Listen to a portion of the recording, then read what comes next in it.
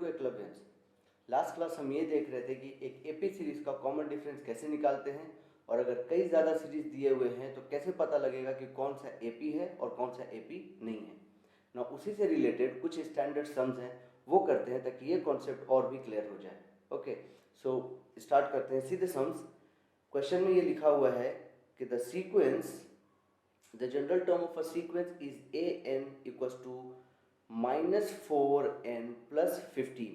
Okay, तो इसका मतलब सीक्वेंस का फॉर्मूला हमें ऑलरेडी दिया जा चुका है, तो अगर कोई भी टर्म निकालना है तो हमें करना कुछ नहीं है, सिर्फ वैल्यू पुट करना है। तो अगर यहाँ पे पहले ये प्रूफ करना है कि ये एपी है या नहीं है, तो वी कैन टेक 4 और 5, कोई भी दो कंसेक्यूटिव टर्म लेके पुट करेंगे एंड डिफरेंस निकालेंगे, वो एक कांस्टेंट नंबर होगा, इसका मतलब वो एपी ही है। ओके, तो यहाँ पे 4 5 लेकर भी कर सकते हैं, और अगर हम चाहें तो इसे वेरिएबल से भी कर सकते हैं डायरेक्टली। मतलब कि ए एन टर्म ऑलरेडी दिया हुआ है -4n + 15, तो इससे एक जो पहले टर्म होगा वो क्या होगा, n-1 टर्म, तो उसका वैल्यू क्या होगा, a n-1 equals to -4 bracket n-1 + 15, ये उसका वैल्यू होना चाहिए। अगर मैं इसे सॉल्व करूं तो this will give me -4n + 4 + 15। ठीक है, अब अगर मैं इसका कॉमन डिफरेंस निकालने जाऊं तो कॉमन डिफरेंस क्या होगा, ए एन आगे वाला टर्म है, उससे पीछे वाले टर्म को माइनस करना है, तो आई विल जस्ट राइट कि -4n + 15 माइनस ब्रैकेट के अंदर -4n और 15 + 4 दैट इज 19, तो यहाँ पे ये हो जाएगा +19। ठीक है, ब्रैकेट जब ओपन करेंगे हम लोग तो ये होगा -4n + 15, ये होगा -4n and this will be -19।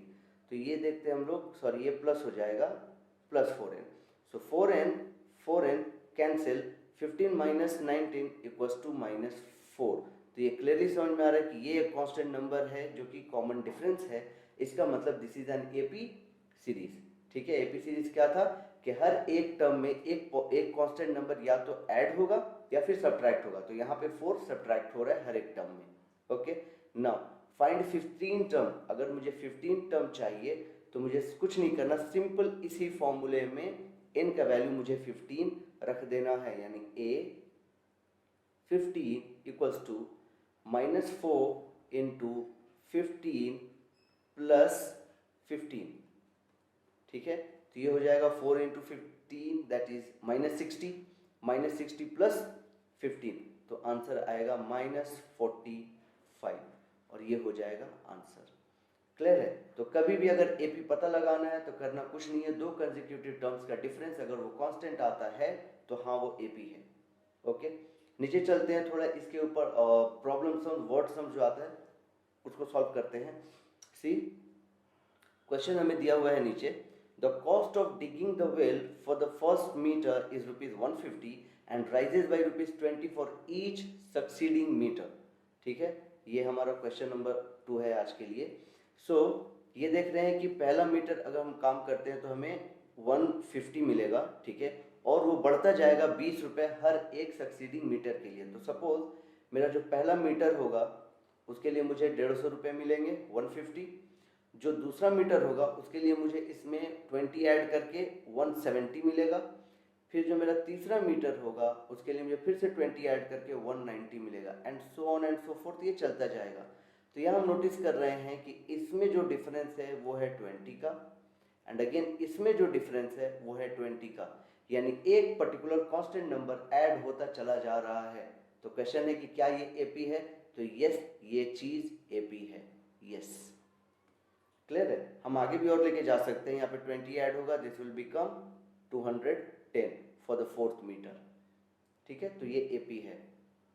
और देखते हैं सम सेम इसी टाइप का, जो इसमें ये पता लगाना है कि वो एपी है या नहीं। ये है क्वेश्चन नंबर 3, एंड ये है the amount of air present in a cylinder when a vacuum pump removes each time 1/4 of the remaining in the cylinder.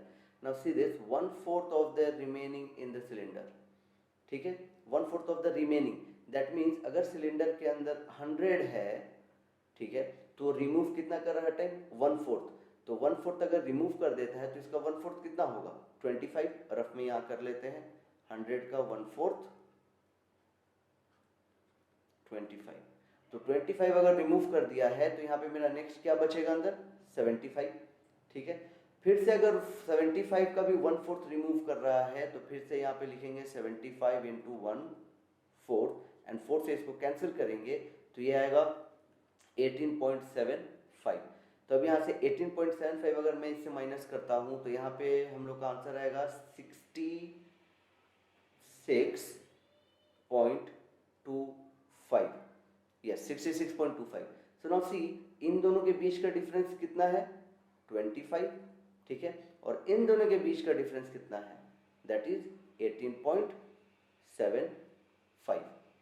Clear. तो इससे हम लोगों को समझ में क्या आ रहा है कि ये एपी नहीं है बिकॉज ये दोनों कांस्टेंट टर्म सेम नहीं है। It has to be the same constant number.